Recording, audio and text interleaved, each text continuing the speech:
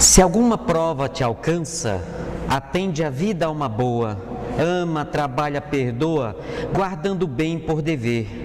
Quando o mal te envolva os passos na caminhada terrena, conserva de alma serena a obrigação de esquecer. Nota as lições que te cercam, ensinamento profundo, surgem nas forças do mundo, entrosadas como estão. Olvidando sombra e ofensa, a terra lembra oficina da tolerância que ensina progresso e renovação. O sol esquece que é preso sob os encargos que leva e afasta a invasão da treva dos céus à cava abismal. A planta desculpa o saque e o homem tem casa e lume, a rosa perdoa o estrume e brilha no espinheiral. Assim também, alma irmã, se buscas marchar à frente, com fé, tranquila e contente, sem parar ou esmorecer, resguarda-te como regra para amar e construir, esquecendo para servir, trabalhando para esquecer. A nossa querida Maria Dolores, através da abençoada psicografia de Chico, nos legou uma profunda quantidade de poemas e poesias que são profundas lições que muitas vezes o nosso preconceito com as ditas poesias nós deixamos de lado ou simplesmente lemos porque é uma poesia. Não, são textos de estudo profundos em forma de poesia. É uma linguagem muito curiosa, adotada pela benfeitora Maria Dolores, que pega determinados temas que são áridos, difíceis, que nós geralmente fugimos deles, e para não termos a desculpa de não estudá-los, ela traz em forma de poema. Esse texto, quando ela nos convida ao esquecimento das ofensas em relação às experiências difíceis que a vida nos propõe ao lado de pessoas que são técnicas profissionais em magoar, em machucar, mas foram escolhidas a dedo pela espiritualidade maior para nos ensinar justamente o perdão e a misericórdia, ela nos convida a fazer esse tipo de reflexão. O curioso é que para aquele que está chegando na casa espírita pela primeira vez, talvez eu não sei qual é a ideia que tem do que é a doutrina espírita, e eu já esclareço de agora. A doutrina espírita, como eu conversava agora com o nosso querido Vanim, é uma doutrina que tem como finalidade estudar. Isso está na introdução do Livro dos Espíritos. A origem, a natureza e o destino dos espíritos, levando em consideração que nós somos espíritos encarnados. Não só dos espíritos, quando eu falo dos espíritos, a gente pensa que é só aqueles que estão no mundo espiritual. E esquecemos que nós somos espíritos. E esse é o primeiro ponto que eu quero que todo mundo lembre da nossa conversa de hoje. Somos espíritos. Qual a consequência direta dessa informação? E o objetivo da doutrina espírita enquanto ciência é estudar a origem, o destino, a natureza dos espíritos e as relações que existem, porque existem, entre os que estão encarnados, os que estão vivos, e aqueles que estão desencarnados, que passaram pelo fenômeno biológico da morte, porque morto ninguém está. Pois bem, vamos lá. Hoje à tarde, eu cheguei em casa, enquanto me organizava para vir para cá e pegar o nosso querido Vanim, eu liguei a TV, coloquei no Netflix e comecei a assistir um pedaço de um filme que eu já vinha assistindo.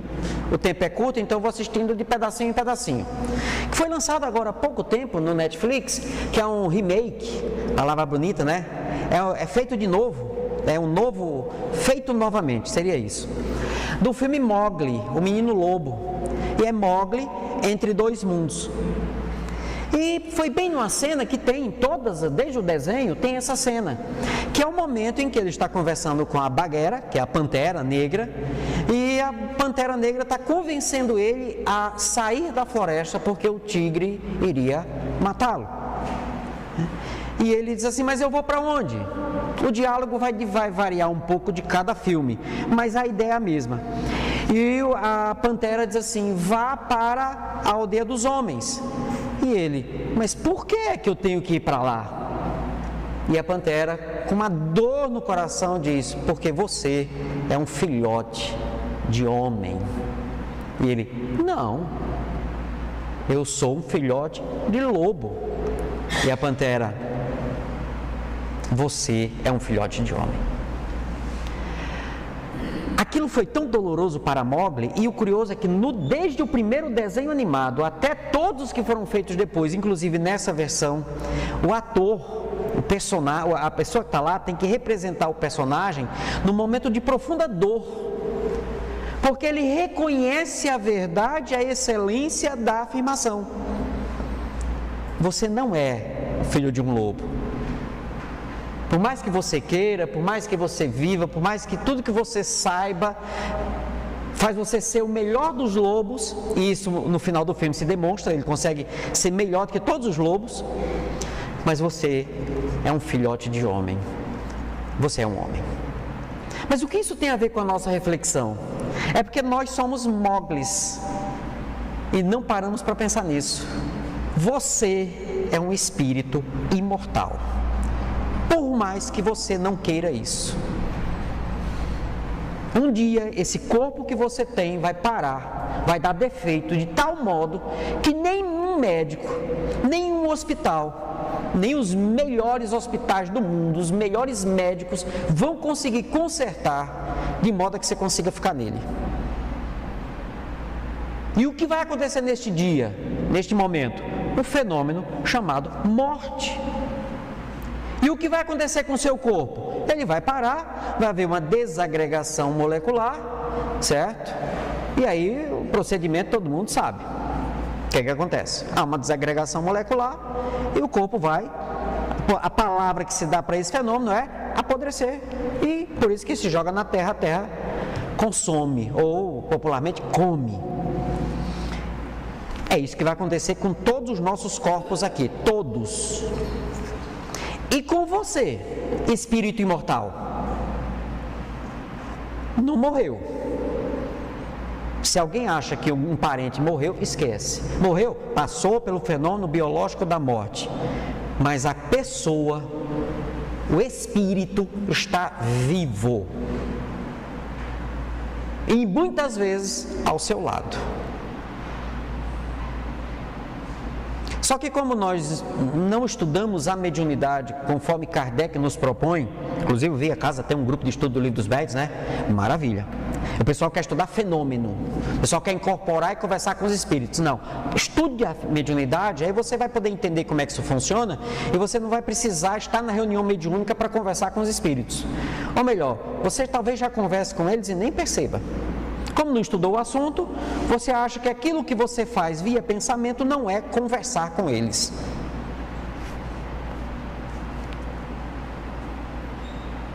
Essa questão é tão relevante quando nós passamos a entender que somos espíritos imortais. E por que ela é relevante? Porque ela nos impõe uma transformação no jeito de entender tudo que existe nesse planeta. Qual a coisa mais valiosa da sua vida? Você vai vir na sua cabeça algo que vai se destruir um dia. Ah não, eu pensei nos meus filhos. Não se preocupe não. Esses seus filhos dessa encarnação vão morrer. Os espíritos que vieram como seus filhos nessa, talvez na próxima não sejam seus filhos. Podem ser seus vizinhos. Podem ser seus amigos, podem ser seus colegas de trabalho. Então a ideia de filho é algo desta encarnação. Então ela passa.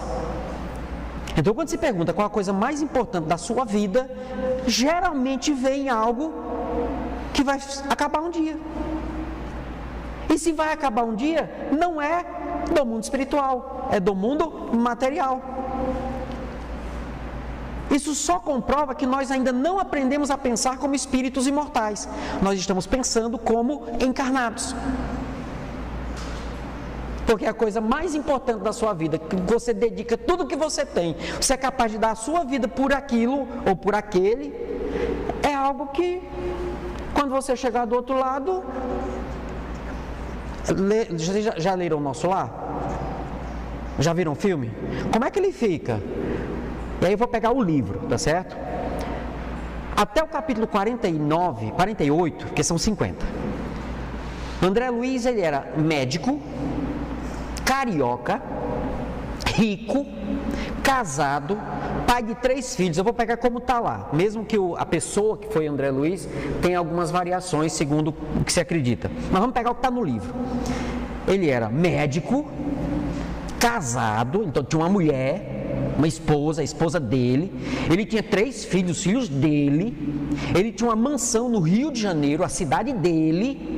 Ele tinha uma clínica. Ele tinha os pacientes dele. Ele tinha os amigos, o grupo social dele. E ele morre.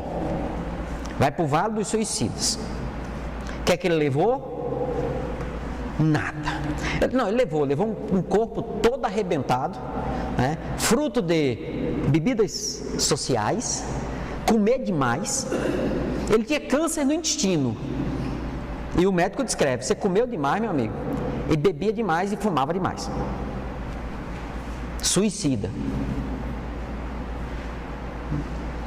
E aí a primeira coisa que ele quer fazer é voltar a trabalhar, quando ele se dá conta que tem que fazer alguma coisa. Capítulo 13, ele vai falar com Clarencio: eu quero um servicinho. Clarencio diz assim: não, você não quer um servicinho, você quer ser médico aqui. Ele tem que estudar, tem que começar de baixo. Aí ele se dá conta que, primeira coisa que ele se dá conta, que ele não era mais médico. Ele tinha sido médico, mas ele não entendia mais nada de como funcionava. Então a primeira coisa que ele deixou foi a ideia de que sou médico. A história se passa nos capítulos seguintes, mas chega no capítulo 48, ele está louco para voltar para a casa dele, na cidade dele, para ver a mulher dele e ver os filhos dele, voltar para a casa dele. Ele volta, chega lá, os filhos não querem saber dele, a mulher já casou com outro, na casa não tem mais nada que faça lembrar dele. E no filme foi curioso que só botaram a empregada para ver ele. Só a empregada viu ele, que era a única pessoa que ele não prestava atenção. Isso é curioso, não está no livro, mas foi curioso a sacada. E aí ele se dá conta que aquele homem que ele tinha vivido, que ele era muito mais agora. Vocês lembram qual é o título do capítulo 50, que é o último? Cidadão de Nosso Lar. Ele estava morando em Nosso Lar desde o capítulo 3. Mas só se tornou cidadão de Nosso Lar no capítulo 50. Porque aí ele de fato sai da encarnação. E aí ele começa a pensar como um espírito imortal. Porque ele olhou para a mulher, ela disse: tá, eu fui casado com ela, ela agora é minha irmã. O camarada que estava casado com ela de novo é meu irmão, está cuidando dos espíritos que eu recebi para ser meus filhos. Mudou a visão completamente, porque ele passou a olhar como espírito imortal. O problema é que ele teve que desencarnar, ir para o Vale dos Suicidas, passar 49 capítulos para se dar conta disso. Aí vem, escreve o livro, para chamar a atenção, pessoal, você já tem o livro dos Espíritos que já explica isso, tem a obra de Kardec que já explica isso. Então, olha o meu exemplo. Não espere chegar aqui, passar 49 capítulos para se dar conta. Você é um espírito imortal. E você pode ver como espírito imortal encarnado. Exemplo, Chico Xavier. Exemplo, Divaldo Pereira Franco.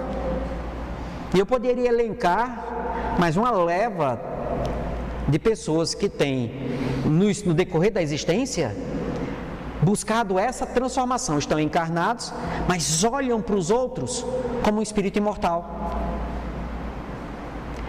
E eu começo a nossa fala sobre o bem e o mal partindo desse ponto, porque se nós não olharmos a concepção de bem e de mal como espírito imortal, nós vamos ser extremamente preconceituosos, orgulhosos e vaidosos.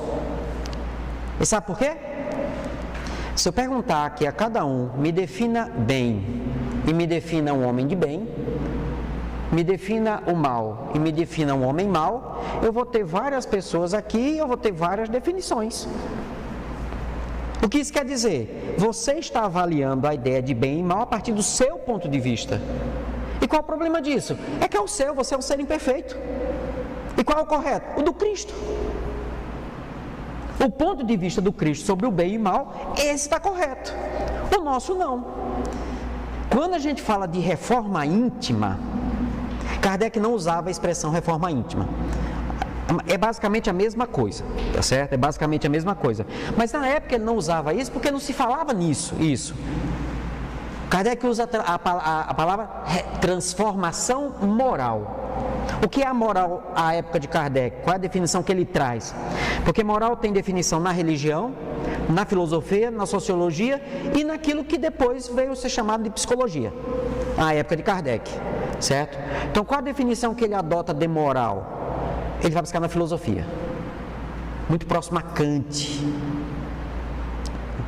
Moral diz respeito à conduta, diz respeito a quem você é e como você se comporta. Tanto que na questão 629, quando ele vai falar do bem e do mal em O Livro dos Espíritos, a primeira pergunta não é o que é o bem ou o que é o mal, ou como é que eu sei o que é um e o que é o outro. Ele pergunta, que definição se pode dar da moral? E aí a resposta, a moral é a regra do bem proceder. Diz respeito à nossa conduta. Aí fica fácil de entender. Um espírito evoluído moralmente é um espírito que tem uma conduta no bem. Um espírito inferior moralmente, ou moralmente inferior, é um espírito que a sua conduta não condiz com o bem. Ele não está no bem proceder. Tá, a gente faz a leitura, tudo bem, aí volta aquele ponto. Tá, mas qual é a ideia de bem proceder e de mal proceder? Porque para mim pode ser uma, para vocês pode ser outra. E para o Cristo, e especificamente em O Livro dos Espíritos, só fazendo um parêntese. A definição que está no Livro dos Espíritos é a mesma definição do Cristo. E por que é que é? Porque o Espiritismo é o Consolador prometido. É o cristianismo redivido, coordenado todo um trabalho pelo Espírito Verdade, que hoje nós sabemos que era quem? Jesus. Então ele veio lá naquela época, deu a base da mensagem e disse, olha, como vocês não vão entender muito agora, só um ou outro vai conseguir entender, e assim mesmo, quando essa galera que conseguir entender sair daqui, aí vai virar uma bagunça, porque cada um vai fazer do seu jeito, aí lá na frente, quando a gente tiver uma base mais científica, de formação de pensamento, aí eu vou dar uma voltada, mas eu não vou ficar andando no meio de vocês não precisa disso não.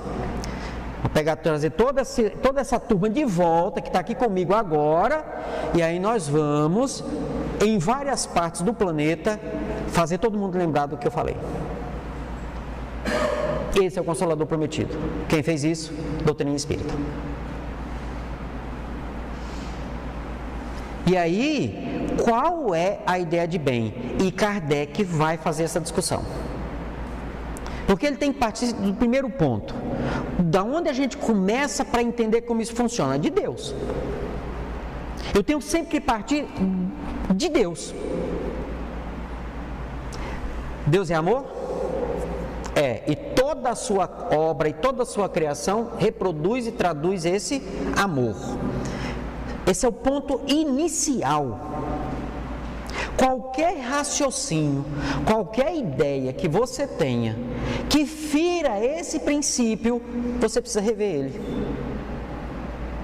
Então quer dizer, Enzo, que a desgraceira que acontece na minha vida, eu tenho que tentar entender isso baseada na ideia de que Deus é amor? É. Eu não disse a vocês que era fácil. Por isso que quando Kardec traz a ideia de transformação moral, e Joana fantasticamente trabalha isso na sua série psicológica, André Luiz trabalha isso nos seus romances, nos seus textos, né? Emmanuel nos seus romances. Você quer transformação moral que é maior que a transformação de Paulo? No livro Paulo e Estevão? Tem ali, viu, pessoal? A ideia de transformação moral não é como nós pensamos, eu tenho que fazer uma reforma íntima, então eu tenho que mudar o jeito com que eu apareço para as pessoas. Não, você tem que mudar aqui dentro, é uma transformação na moral. Moral é regra do bem proceder. Como é que qual é o seu procedimento diante das situações em que você vive no dia a dia?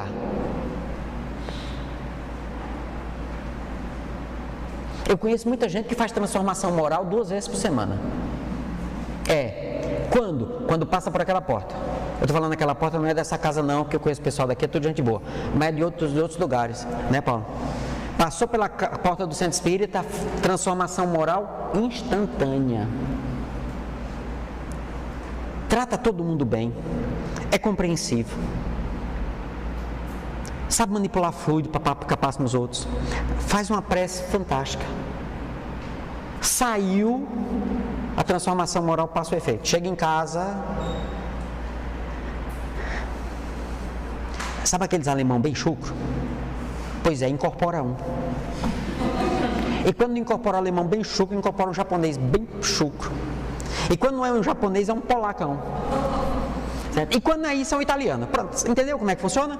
Você entra aqui, vem para a casa espírita, saiu daqui, aqui eu posso pisar no pé da criatura. Ô, meu irmão, faz isso não, dói. Lá fora, se eu encostar na unha encravada, ele solta o canil inteiro. Transformação moral é mudança de conduta a partir daqui. Não importa onde eu esteja, eu sou aquilo. É claro que quem faz isso está no processo, já começou. E eu lembro do amigo espiritual: você quer evoluir, Enzo? Eu quero.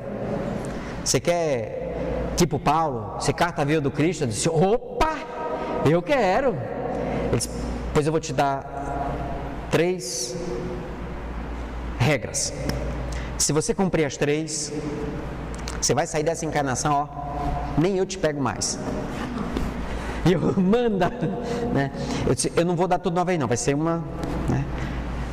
Primeira, trate todas as pessoas e se comporte em todos os lugares do jeito que você trata as pessoas no centro espírita e se comporta no centro espírita.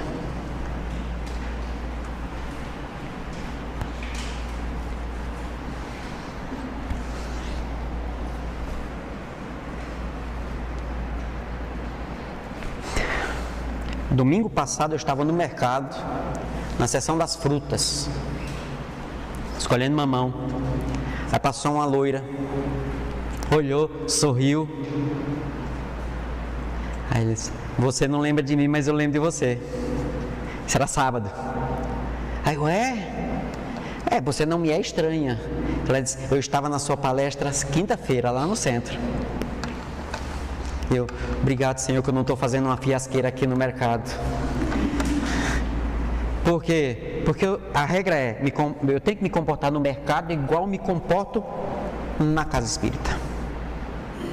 Então, se eu vou pegar uma fruta e alguém chega para pegar, no centro espírita, como é que eu me comportaria? Assim, então eu tenho que me comportar do mesmo jeito aqui. Pode pegar, minha irmã. Você precisa mais que eu. Aqui dentro ainda não mudou, pessoal, mas está no caminho. Aí depois ele me deu uma segunda regra. Você acredita que Jesus está em toda parte? Eu digo: óbvio. Ele disse: então se lembre disso aonde quer que você esteja. Você faria alguma coisa que deixasse ele triste, sabendo que ele está olhando o que você está fazendo? Eu: não.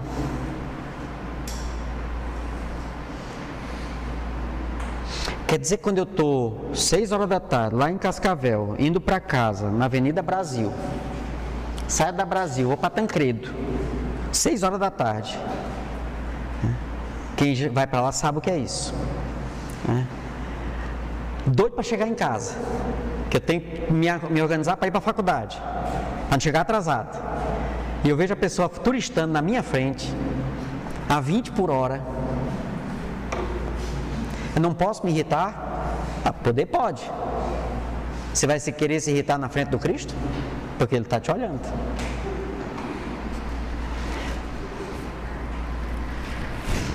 Por isso que Ele foi dando devagarzinho, porque o negócio era tenso. Algum tempo depois, eu fui para Foz do Iguaçu fazer uma palestra. Amanhã eu estou indo para lá. E eu parei, sinal do trânsito, na Avenida Paraná, ali perto do INSS, da Polícia Federal ali, né? Eu encostei o carro, aí lá vem um rapazinho, aquelas balinhas, né? Aí eu pensei assim: meu Deus do céu. Mas pelo menos ele está trabalhando, né, senhor? trabalhando e tal, já não penso mais que ele quer me assaltar. Eu já não penso mais que ele quer fazer o mal para mim. Olha só, na minha concepção, fazer o mal. Né? Pelo menos ele não quer, ele está trabalhando, né, Senhor? Aí depois o amigo espiritual disse, vou lhe dar a terceira regra. Você acredita em reencarnação, não acredita? Eu disse, acredito. Eu vi como você tratou aquele rapaz, com preconceito, né? Eu vou dizer que não. Eu tive que raciocinar para não ficar com preconceito. Ele disse, me prove que ele não é seu avô reencarnado. Eu amo meu avô. Pense. Eu não tenho como provar que não seja ele. O que é que ele queria me dizer? As pessoas que eu amo, que já foram, já podem ter voltado e estar em qualquer lugar. Em qualquer lugar. Até nos piores. Até naqueles grupos que, por questões culturais, eu possa ter preconceito. Até numa atitude que hoje eu não concordo. Até tendo determinados comportamentos que eu não admito de jeito nenhum em função de preconceitos, ainda da minha inferioridade moral e tal. Ele pode estar ali. E eu vou fazer o quê? E se for? E aí eu me lembrei, por isso que os budistas não matam os insetos, porque a ideia de reencarnação deles é, a pessoa morre, ela pode reencarnar no inseto, então eu posso estar matando o meu avô, então eles não matam de jeito nenhum. Aí eu entendi, eu tinha preconceito nisso, isso é muita burrice, né? Muita infantilidade. Não faz sentido. Eles estão aprendendo do jeito deles, aquele que agora foi que alguém chegou para mim e disse, preste atenção nisso. Essas três atitudes simples são atitudes que os amigos espirituais chegaram para me mostrar como é que eu começo desde agora já me comportar como um espírito imortal. E tendo um exemplo que é o exemplo da convivência na casa espírita. Então eu não posso dizer que eu não sei fazer. Sei, eu não consigo fazer fora.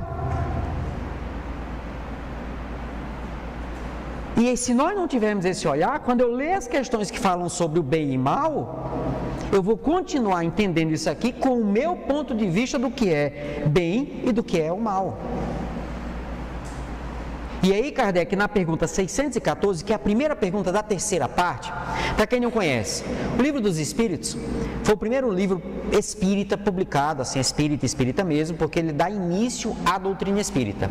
É um livro que hoje, a partir da 14ª edição e com alguns ajustes 12ª, em 1864, quando sai a 12ª edição, ele passou a ter 1018 perguntas.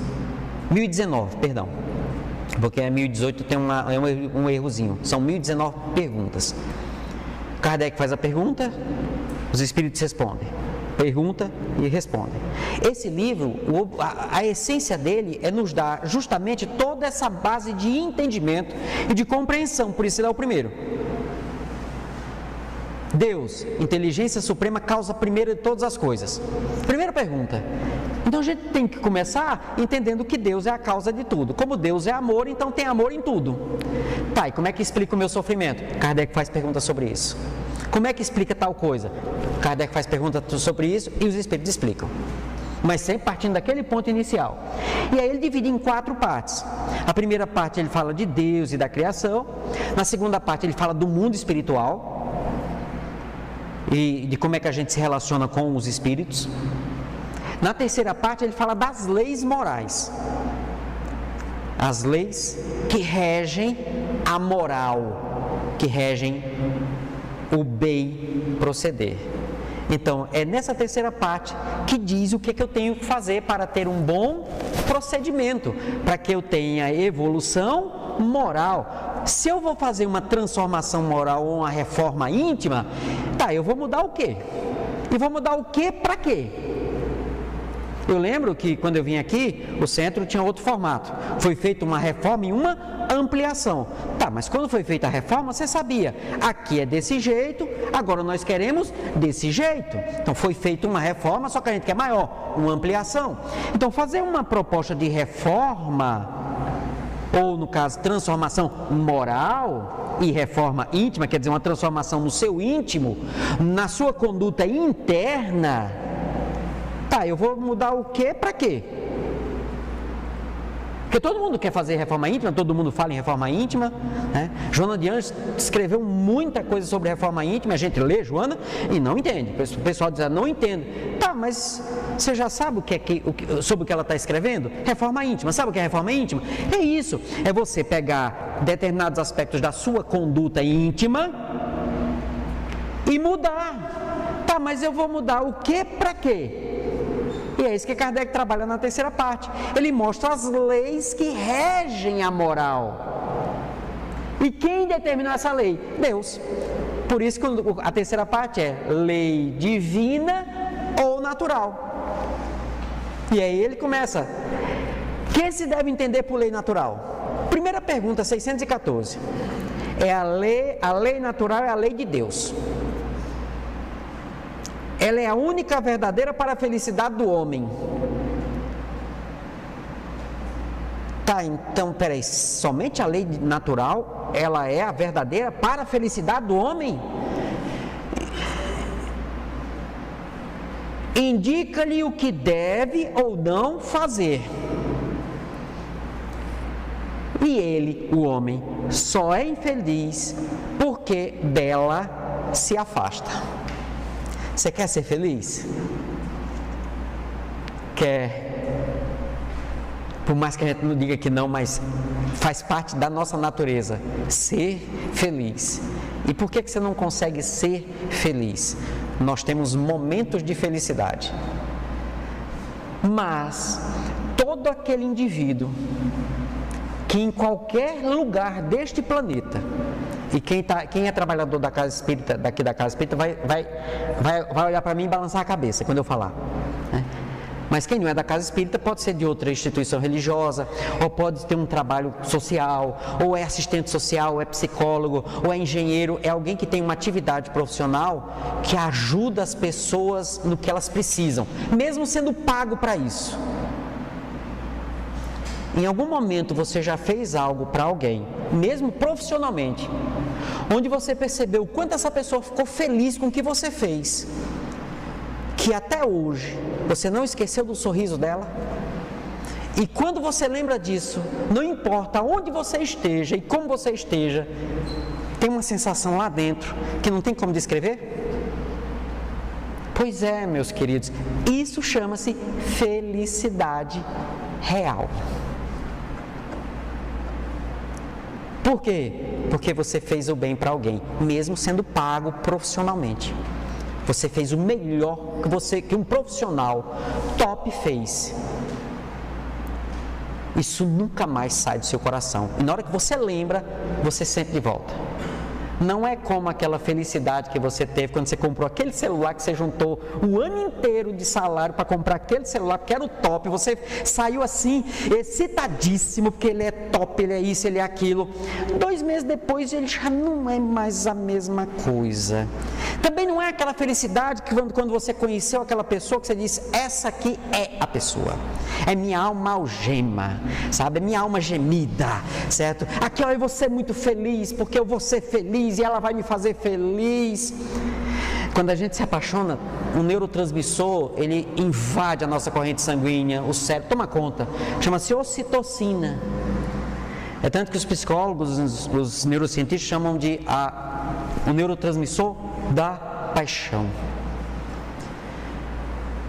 Como todas as funções biológicas, elas têm pico de funcionamento. Elas começam, vai até um ponto e depois tem um pico de decaimento. E em condições normais, de tolerância e pressão, esse pico vai durar de 2 a 4 anos. Isso significa que se você se der conta que a pessoa é muito chata no primeiro ano, 2 anos depois você já está pensando assim, troco agora ou troco depois? Ah, eu me enganei. O amor acabou, nem existiu. Mas você não estava feliz? Não, você estava tendo prazer. E prazer é uma função biológica. Tem hora para começar, tem hora para acabar.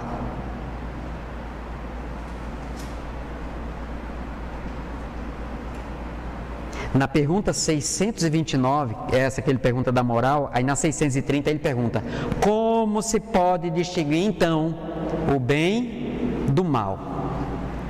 O bem é tudo que é conforme a lei de Deus, e o mal é tudo que dela se afasta.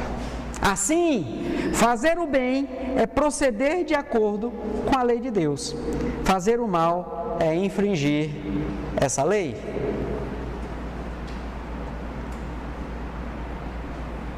O homem tem um meio por si só de distinguir o que é o bem do mal?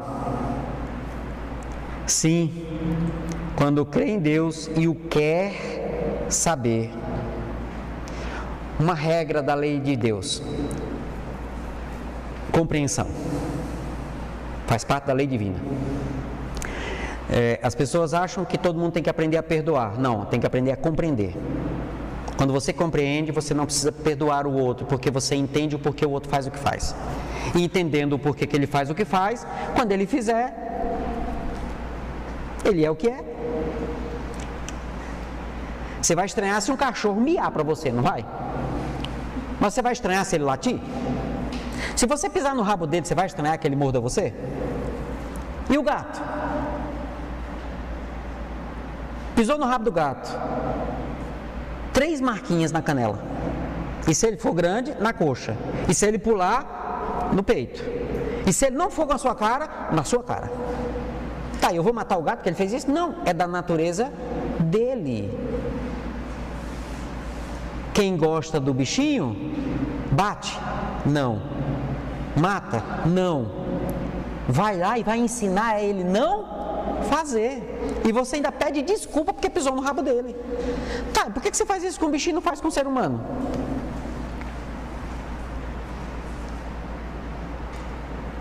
Porque você compreende e ao compreender você ama o bichinho. Nós ainda não aprendemos a compreender o outro. E por que não? Quando Kardec escreve, já partindo para o nosso final, o Evangelho segundo o Espiritismo, que é o livro que vai dizer assim, aqui ele vai apresentar as leis. Ó, a lei do trabalho é assim, a lei de conservação é assim, ele apresenta as leis. Só quer dizer, apresentar a lei é uma coisa. Como é que a gente põe isso em prática? Aí ele escreve o Evangelho segundo o Espiritismo. Ele diz, esse livro é para uso de todos. Não é só ler, é para usar, certo? Você compra uma faca para ficar olhando para ela? Bom, tem aquele pessoal que compra aquelas espadas, né? Mas se compra uma faca, você quer usar a faca. O que é que você pega? Você corta, porque essa é a finalidade dela.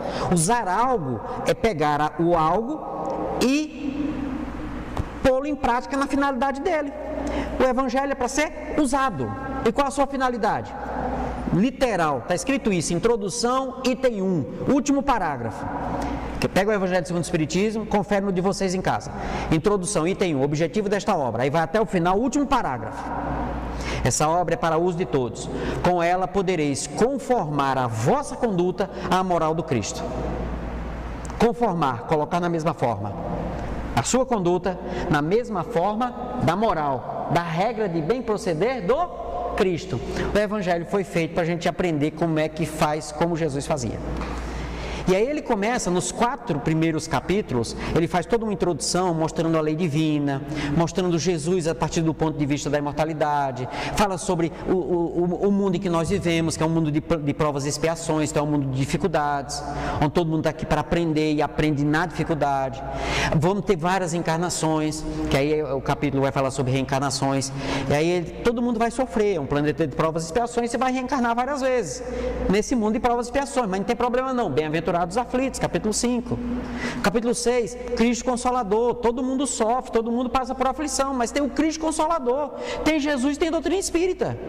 E aí a partir do capítulo 7, ele começa com as virtudes, que é justamente o que a lei estabelece, as virtudes.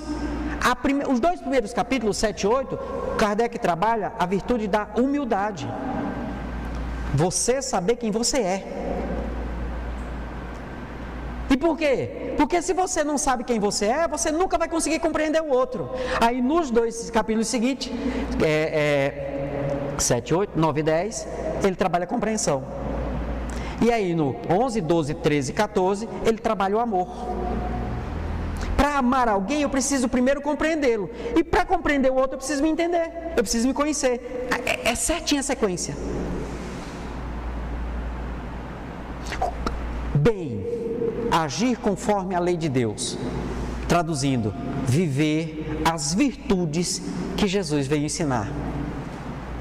Mal é quando você faz diferente daquilo.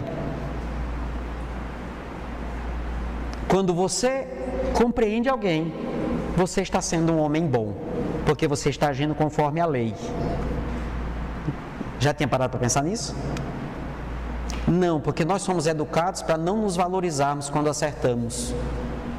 É muito mais fácil você olhar para os seus defeitos. E isso, tem teste disso. Chegar para pessoas assim, me fale 5 defeitos seus. A pessoa diz isso, isso, isso, isso. Me fale 5 virtudes. Você, peraí.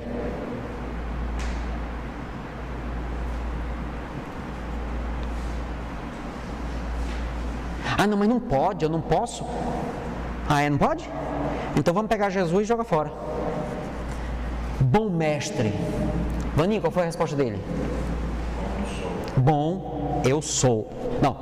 Bom, só um, que é o Pai que está nos céus. Mestre, este eu sou.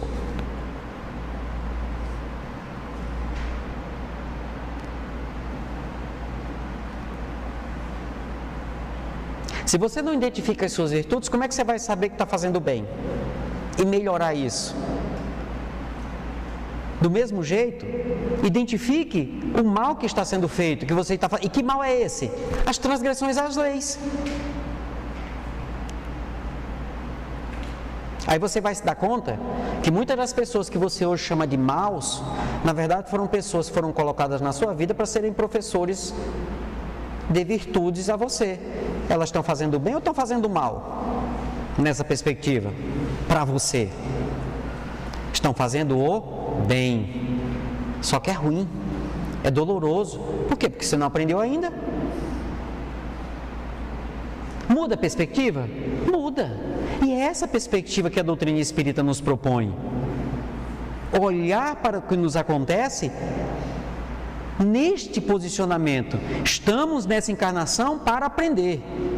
Aprender o quê? Essas virtudes. E como é que nós vamos aprender? Passando pela experiência. Não tem outro jeito. Eu não vou chegar lá do outro lado, chegar a Jesus Cristo e dizer assim, meu filho, vim buscar você. Aí, peraí, senhor, deixa eu encostar aqui um pouquinho para ver se eu pego um pouquinho de perfeição. Não, eu tenho que passar pelo que ele passou. Nós íamos conversando, todo mundo quer ser Divaldo Franco. Quem quer passar pelo que ele passou até chegar onde ele chegou agora? Pega as biografias dele. Todo mundo quer ter a mediunidade de Chico Xavier. Quer passar pelo que ele passou para chegar lá? Ele chegou lá porque ele se propôs a aprender. Chico Xavier foi magoado, traído, perseguido, humilhado. Quem conhece a história dele sabe que eu estou falando a verdade. E como é que ele se comportou diante disso? Ele lembrou do que Jesus fez. E fez. Até chegar a um ponto que ele nem precisa mais lembrar do que Jesus fez, porque ele faz. E esse é o sentido. Tornou-se carta viva do Cristo. Por isso eu termino conforme comecei. Com Maria Dolores, quando ela diz: à frente do dia a dia, não ouvides alma boa, se alguém te fere, perdoa nas lutas que vêm e vão, resguarda-te em paz no mundo, ofensa às vezes na vida, vem da lágrima escondida sob a forma de agressão. Nas áreas do pensamento, sem queixas e sem consultas, existem dores ocultas, estranhas que ninguém vê. Vemos certos ofensores que que espalham pedras em bando, trazendo o peito sangrando, só eles sabem por quê. Esse carrega consigo a enfermidade obscura, outro guarda a desventura de uma afeição infeliz, o outro deseja esquecer a rebeldia tenaz, mas já não sabe o que faz, nem pondera o que diz. Outro surge em doce face, por vezes é quem mais amas, traz por dentro o peito em chamas, embora disfarce a dor. A pessoa que te agride é sempre quando reponte, deserto, pedindo fonte, angústia esmolando o amor. Também nós, além do mundo, buscando as luzes supremas, atravessamos problemas, exames de amor e paz. Alma querido ofensor, nas sendas de cada dia, é um teste que Deus te envia para saber como estás. Que o Mestre Jesus nos ilumine, nos abençoe e que nestes dias que se aproximam da data que escolhemos para comemorar a chegada dele aqui na Terra, possamos refletir e pensar com mais profundidade em todo o esforço que ele fez. Alma pura, espírito perfeito que desceu dos planos mais altos para vir até nós, mostrar o que temos que fazer para nos aproximarmos cada vez mais de Deus. Que neste Natal possamos meditar um pouco mais no sacrifício dele, em função do amor que ele tem por todos nós. Como disse muito bem a nossa querida irmã na leitura, Jesus é uma alma doce, profunda e sábia que veio até nós. Muita paz para todos.